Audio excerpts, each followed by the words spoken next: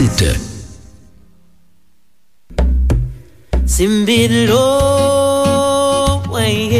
Bonjour, ici Malou Beauvoir sur Alter Radio. Alter Radio, l'idée frais.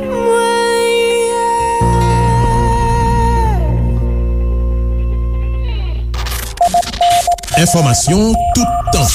Information sous toutes questions. Information dans toute forme.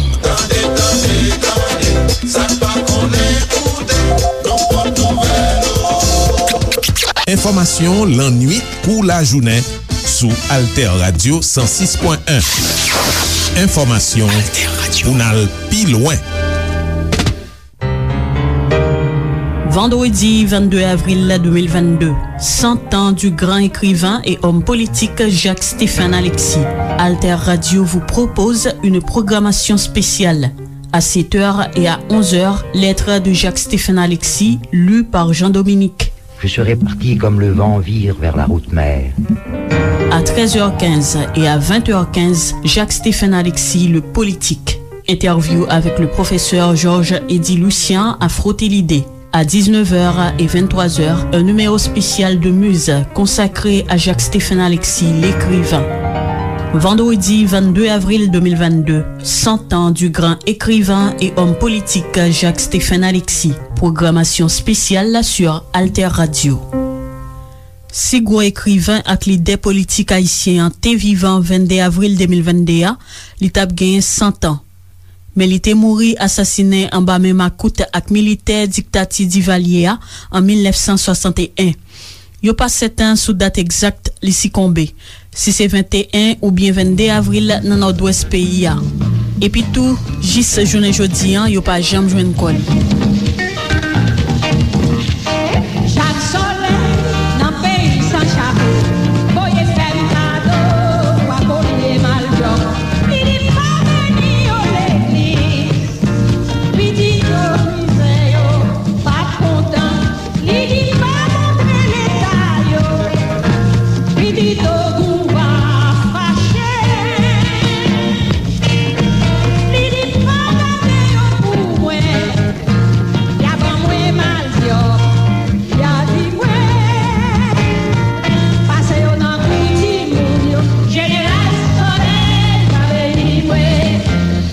Jacques-Stéphane Alexis, qui se docteur, c'est un écrivain yo connaît à travers les mondes. Roman Lio, l'espace d'un ciment, les arbres musiciens, compère général Soleil, romanceur aux étoiles, tous les livres classiques dans la littérature Haïti. Jacques-Stéphane Alexis fondé en 1959, parti d'entente populaire PEP, yon parti la gauche.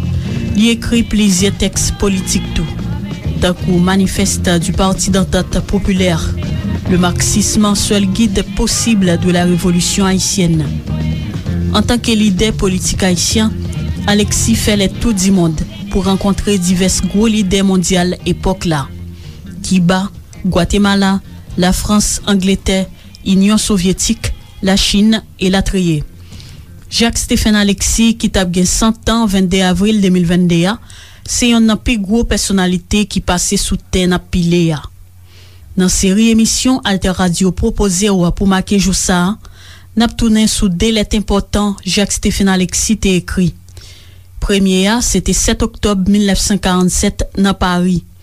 Deuxième nom, qui est le dernier message, c'était 8 décembre 1947 dans Londres. Lettre sa yo qui c'est lettre d'amour, genayo en pile point important qui est de comprendre vision ak engagement Alexis pour changement total capital. C'est Jean-Dominique, ancien directeur Radio Haïti, qui lui-même tout mouri assassiné 3 avril 2000 dans Delma, Capli Texio. C'était 26 avril 1987. En côté.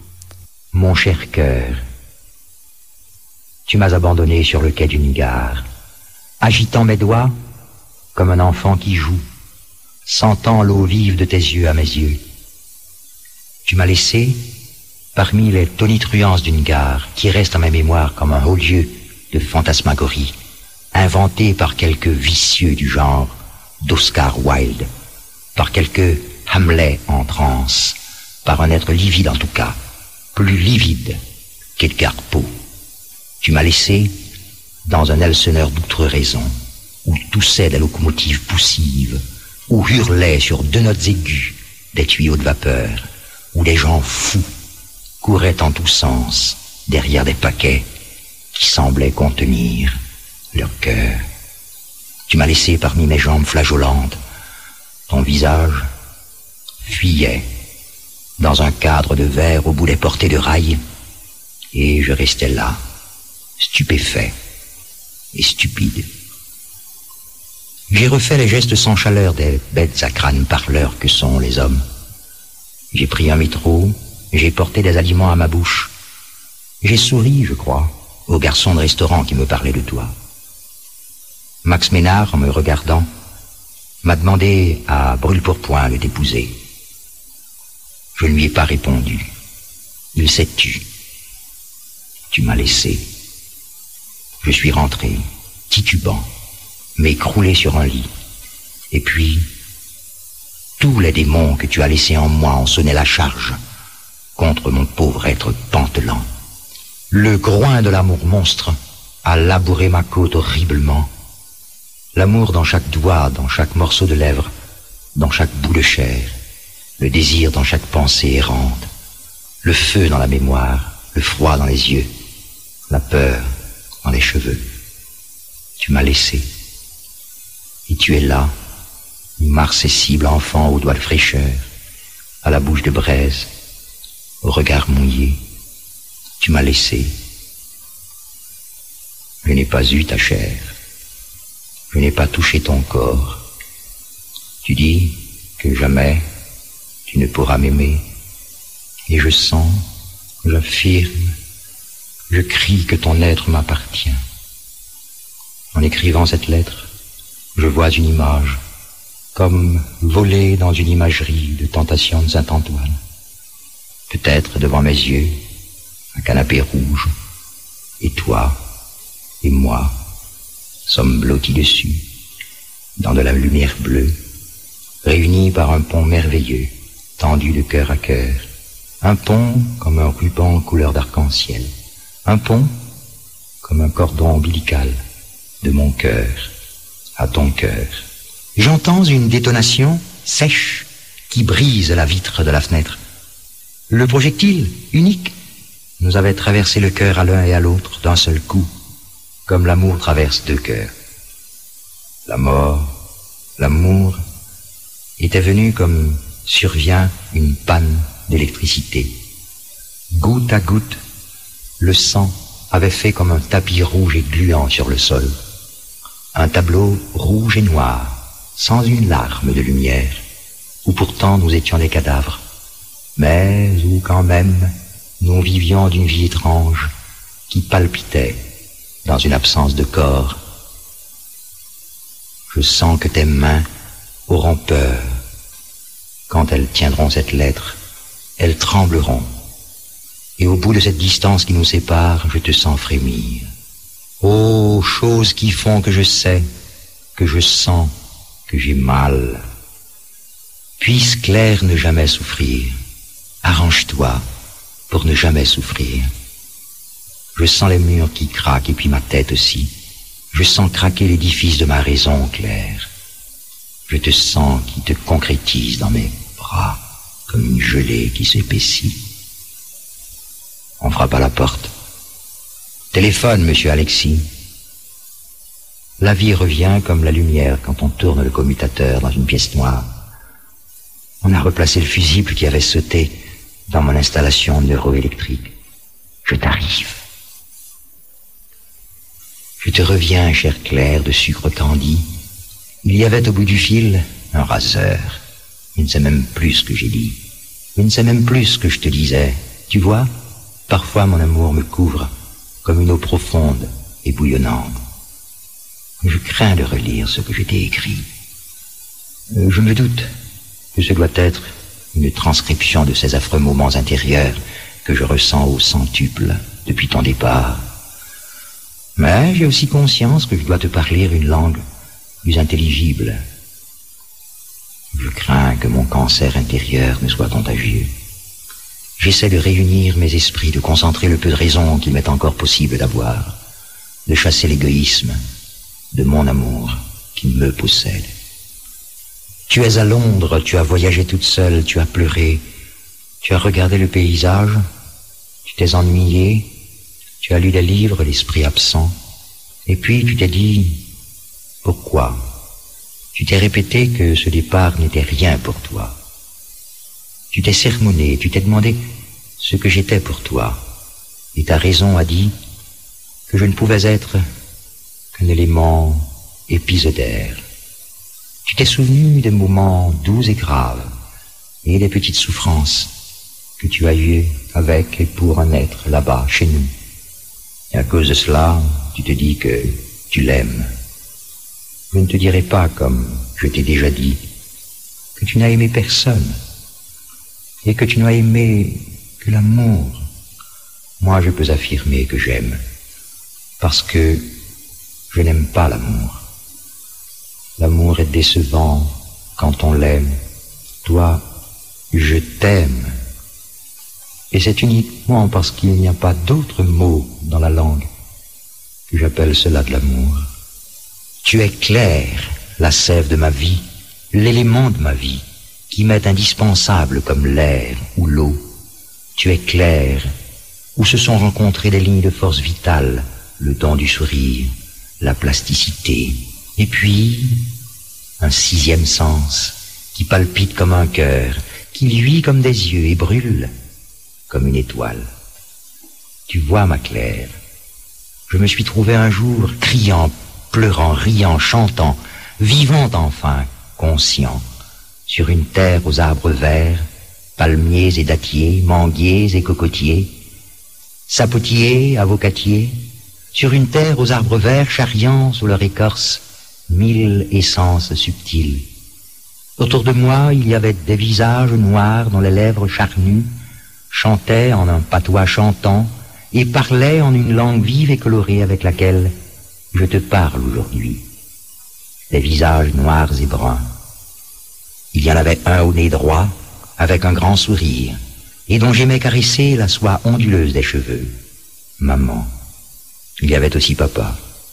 J'étais un être vivant, un petit bout d'homme, un petit nègre, fils d'une série de nègres, jadis transportés sur cette île aux cheveux verts, aux arbres, aux branches folles, dont les fruits ont coutume de dépasser la promesse des fleurs. De cette île, ils ont fait un esquif, et ils l'ont lancé à la conquête de leur dignité d'homme et de tout l'avenir. Pour nature, ils n'avaient que leur volonté qui montait au ciel comme une flèche.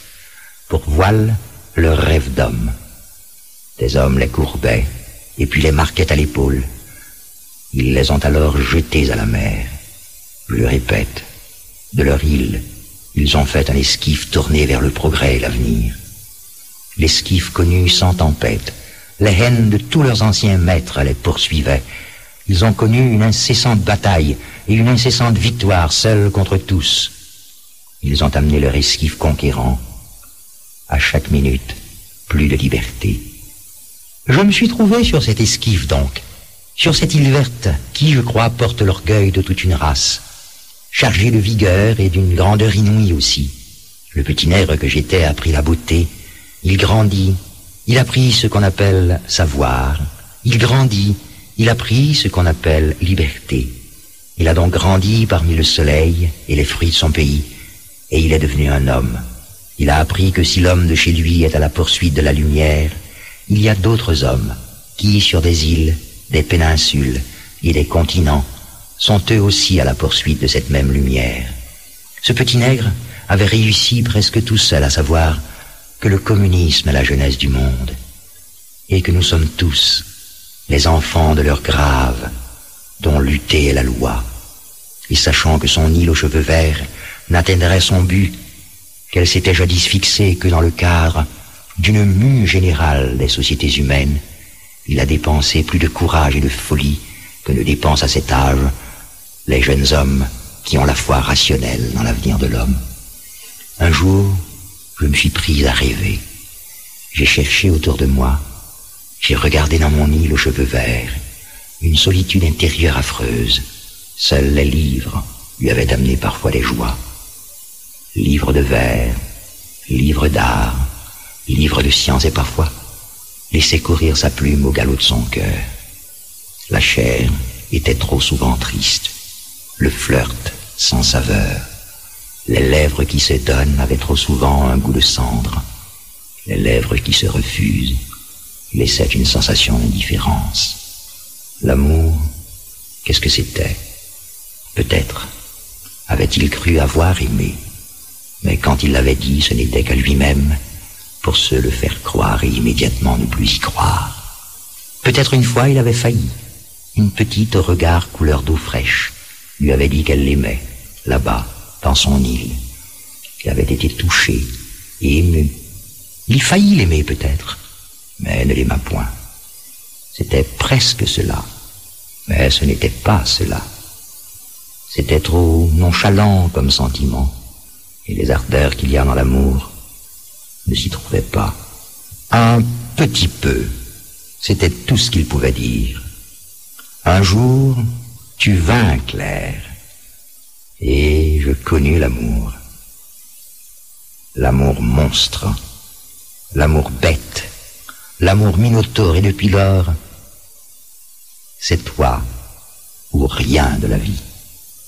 La question qui se pose, irréversible, est celle-ci. Elle est simple et double. Avoir et réaliser ma vie ou rien. C'est laconique et définitif. Je n'ai de moi qu'un pauvre sentiment vif, interne et flageolant. J'ai de toi une sensation folle, claire. Tu risques de ne pas savoir ce qu'il y a en toi. Je voudrais essayer de le dire, mais je ne le pourrai pas aujourd'hui. Je sens mon cœur qui s'affole, malgré que mon être, en ce soir d'automne, est si tourmenté et si calme dans sa lucidité. Tu m'as tout refusé. Tu refuses de me rien donner. Me voilà maintenant devant une table, dans une chambre où monte la sourde rumeur de Paris, et je m'arrête, car je n'en puis plus. Tu peux essayer de me raconter et de te raconter mille histoires. Ce que je dis est définitif sur moi-même. Je ne te dirai pas de me répondre vite. Je te demande de répondre sur le champ à Jacques-Stéphane Alexis. Post-scriptum. Je t'embrasse sur les yeux. Jean-Dominique Taplilet, Jacques-Stéphane Alexis te écrit 7 octobre 1947 dans Paris. Ou toujours à suivre programme spécial nous dans occasion 100 ans Jacques-Stéphane Alexis. N'a passé kounya dans deuxième lettre nous te proposé ou là. Monsieur te écrit le 8 décembre 1947 dans Londres. Jean-Dominique appelé pour nous. Surtout, vous qui vous dites mes amis, et vous tous mes camarades, ne jugez pas, n'essayez même point d'interpréter. La nuit est trop noire. Je serai parti comme le vent vire vers la route mère, vers l'écume la plus lointaine. Je serai parti à la pointe des pieds, sans faire de bruit, pour ne pas cesser d'entendre vos rires. Je serai parti sans que vous entendiez des pleurs. Je serai parti, voilà tout. Je n'aurai pas trahi nos concordats. Je ne trahirai point nos espoirs anciens. Je serai parti, voilà tout. Et je n'aurai pas trahi. J'ai le dernier prestige de choisir mon combat. J'ai l'ultime avantage d'aller au bord de l'éclatement des shrapnels. J'ai la suprême possibilité d'entendre rire à ma pénultième seconde le rire de merle des mitrailles. J'ai le droit. J'aurais peut-être manqué aux promesses que je portais en moi, direz-vous. Mais soyez-en persuadés, le choix de la lutte est un droit sacré. J'ai dû faire mon choix. C'était la seule issue. Des jours sont venus sous des cieux sans couleur. Elle avait des rires de pluie, et ces rires sont dans mon cœur. Elle avait des odeurs de charmille, et avait tant de choses que je ne saurais dire. Elle avait... Amis de mes cœurs d'autrefois, surtout, je n'aurais pas trahi. je m'en serais seulement allé sur la pointe des pieds, pour ne plus entendre certains rires et des pleurs, et tant de rires. Tout a été affreusement décidé avec minutie. J'ai fait un dernier examen de conscience. Il n'a été ni positif, ni négatif. Je sens que bientôt tout va tourner à mes yeux. Je demande encore à la vie la force de ne pas avoir le vertige avant que tout soit terminé. Je me sens calme, comme un gosse flânant aux devantures. Ma vie ne méritait pas la tienne est trop chère pour moi. Tu ne sauras jamais ce qu'elle contenait. J'avais dit un jour que cela se terminerait comme cela. Tu n'avais jamais voulu croire. Je ne ferai pas le vilain. Je m'en irai loin de tes cercles d'yeux, loin de tes cerceaux de bras, loin des cycles de ton amour immarcessible. Je croirai toujours éperdument que le communisme prépare les lendemains qui chantent. Je resterai fidèle au marxisme comme à la seule étoile. La bataille est ouverte aujourd'hui pour la conquête du pouvoir. Le sang a commencé à couler, demain c'est l'embrasement. Ainsi je ne peux pas disparaître si je ne peux pas vivre sans ton amour. Je ne peux pas mourir avec le nom de lâche. C'est pourquoi tout est différé. C'est pourquoi pour le moment j'irai sur la pointe des pieds. Tu ne sauras jamais ni où, ni comment. Mais je ne ferai pas le vilain.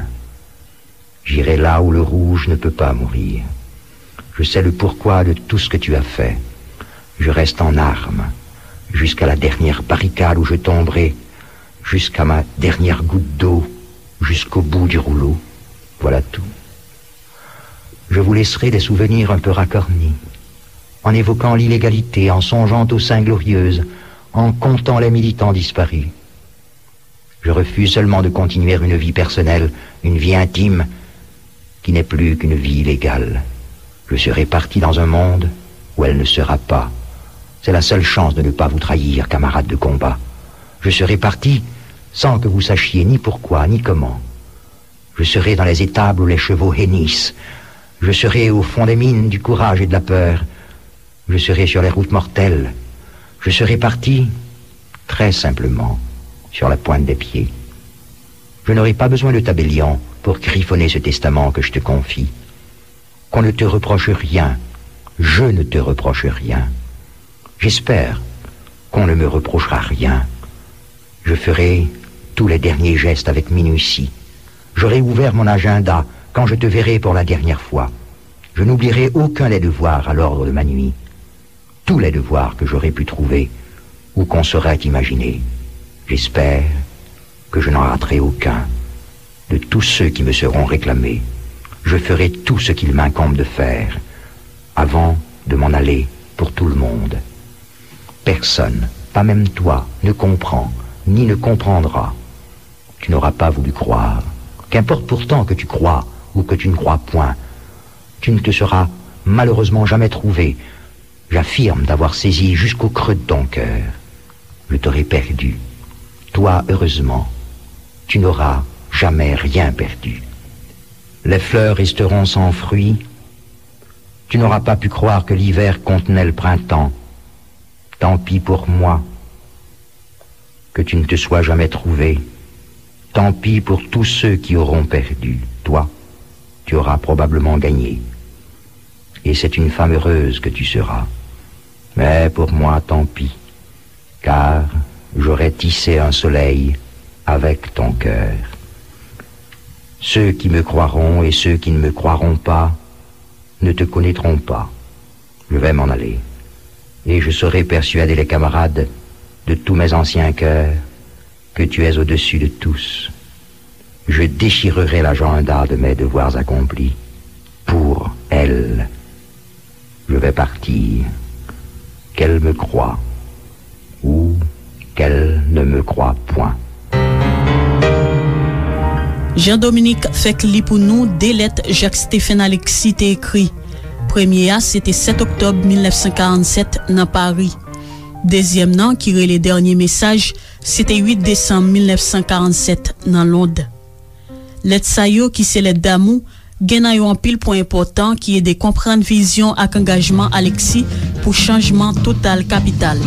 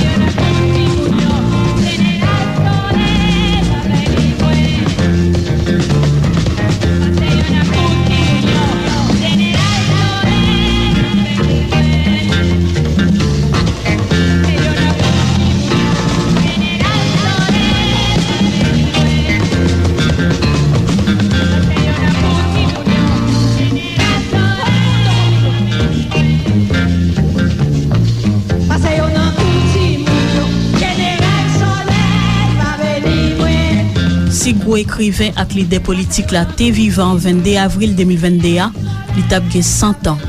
Li te mouri assassiné en babal makout ak militaire diktati Duvalier en 1961. Yo pas 7 ans sous date exacte li sikombe. Si c'est 21 ou bien 22 avril nan nord-ouest pays. Et puis tout, jis jounen jodi an, yo pas jam joine kol. Merci pour attention nous. Continuez suivre Alter Radio sous 106.1 FM ak diverses plateformes internet. Vendredi 22 avril 2022, 100 ans du grand écrivain et homme politique Jacques-Stéphane Alexis. Alter Radio vous propose une programmation spéciale. À 7h et à 11h, lettre de Jacques-Stéphane Alexis, lue par Jean-Dominique. Je serai parti comme le vent vire vers la route mère. À 13h15 et à 20h15, Jacques-Stéphane Alexis, le politique. Interview avec le professeur Georges-Eddy Lucien à frotter l'idée. À 19h et 23h, un numéro spécial de Muse consacré à Jacques-Stéphane Alexis, l'écrivain. Vendredi 22 avril 2022, 100 ans du grand écrivain et homme politique Jacques-Stéphane Alexis. Programmation spéciale sur Alter Radio.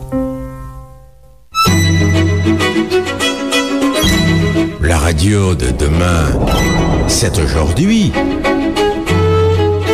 Alter Radio, 106.1 FM. alterradio.org.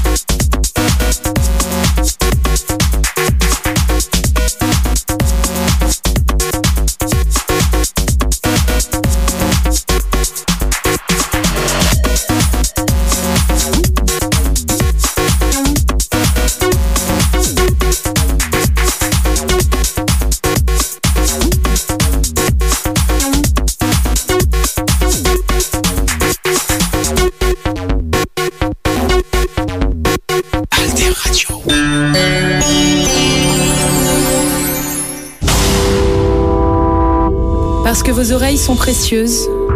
106.1 FM. Parce que votre cerveau a besoin de s'enrichir. Alter Radio. Vous vous connectez à Alter Radio sur Facebook, TuneIn, AudioNow ou sur alterradio.org. Alter Radio, une autre idée de la radio.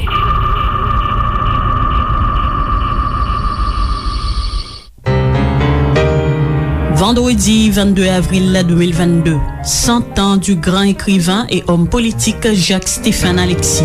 Alter Radio vous propose une programmation spéciale. À 7h et à 11h, lettre de Jacques-Stéphane Alexis, lue par Jean-Dominique. Je serai parti comme le vent vire vers la route mère. À 13h15 et à 20h15, Jacques-Stéphane Alexis, le politique. Interview avec le professeur Georges-Éddy Lucien à Frotter l'idée. À 19h et 23h, un numéro spécial de Muse consacré à Jacques-Stéphane Alexis, l'écrivain. Vendredi 22 avril 2022, 100 ans du grand écrivain et homme politique Jacques-Stéphane Alexis. Programmation spéciale sur Alter Radio. Haïti dans les médias. Merci d'écouter Alter Radio sur le 106.1 FM et sur le www.alterradio.org. Voici les principaux titres dans les médias. Un détenu de 20 ans meurt à faute d'accès aux soins. L'avion qui s'est écrasé à Carrefour est un avion privé non autorisé à faire des vols commerciaux selon le directeur général de l'OFNAC. Ariel Henry se dit attristé suite au crachat d'un petit avion faisant plusieurs victimes. L'ANAMA prête à mobiliser les magistrats des 18 juridictions de la République pour faire obstacle à toute nomination illégale de juge à la Cour de cassation. Sur Haïti Libre, après 7 ans de détention préventive, un jeune homme de 20 ans est mort le 13 avril d'une crise d'asthme dans la prison de Jérémie. Cette personne est décédée par manque d'accès à des soins sans avoir été jugée dans une prison surpeuplée et insalubre. La chaîne pénale se doit d'apporter des solutions rapides, pérennes et efficaces aux nombreux enjeux qui affectent la population carcérale, a déclaré le Bureau intégré des Nations Unies en Haïti.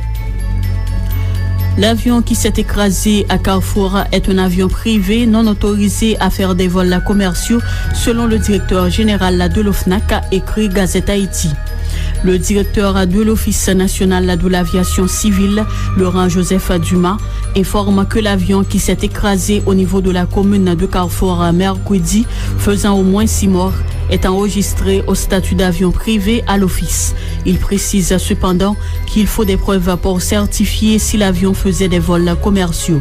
Informe que l'avion appartenait au citoyen Nicolas Caroli et est de marque CESSNA 207, non licencié pour des vols commerciaux. Revenant sur le crash, Dumas estime que le pilote a pris une mauvaise décision de ne pas choisir de diriger l'avion sur les côtes ou sur le littoral. Selon le directeur général, le pilote n'a pas maîtrisé les obstacles où il comptait faire son atterrissage forcé. Le Premier ministre se dit attristé suite au crash du petit avion à Carrefour. Ariel Henry affirme sur son compte Twitter avoir instruit les autorités compétentes, notamment l'OFNAC, de diligenter une enquête devant déterminer les causes de cet accident, rapporte votre BF Info. Je suis profondément attristé suite au crash d'un petit avion sur la route de Carrefour ayant causé des morts et des blessés. J'adresse mes sympathies aux familles des victimes que ce nouveau drame vient de plonger dans la plus grande désolation, a tweeté le Premier ministre Ariel Henry. Sur RHI News, l'Association nationale des magistrats haïtiens refuse de cautionner la nomination illégale de juge à la Cour de cassation. Dans une correspondance au Conseil